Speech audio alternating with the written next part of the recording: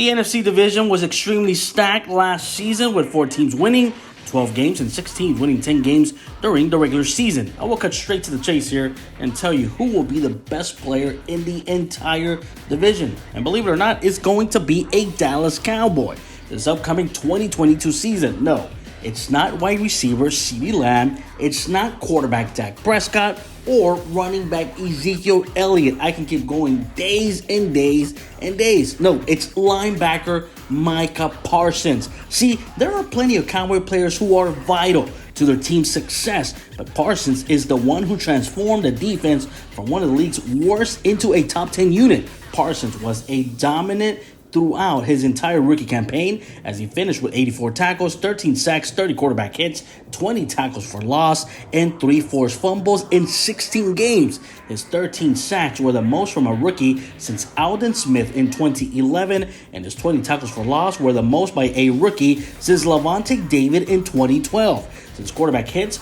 were first tracked in 2006, Parsons' 30 quarterback hits were the most by a rookie in NFL history. He finished third in the NFL in tackles for loss, tied for fourth in quarterback hits, and was sixth in sacks. Parsons is the best player and the first player with 13 sacks and 8 tackles in a single season since J.J. Watt did it in 2012 with the Houston Texans. Watt won Defensive Player of the Year that season also. The 13 sacks were tied for third most by a rookie in NFL history since sacks became an NFL stat in 1982. One of just 12 players with at least 10 sacks and 2 forced fumbles in 2021. Parsons was just one of 6 rookies with 12 sacks and 16 tackles for loss in a season since 1999. Dwight Freeney, Joey Bosa, Max Crosby, and Clay Matthews are the others.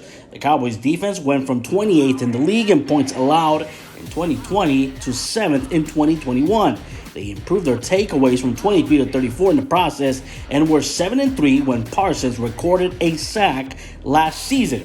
If the Cowboys are going to reach the NFC Championship game for the first time since 1995, they'll need Parsons and the defense to be elite. Parsons is good enough to make both happen. With Parsons, you have a generational player that can win you games single-handedly, and that's something the Cowboys haven't had on their team for quite some time.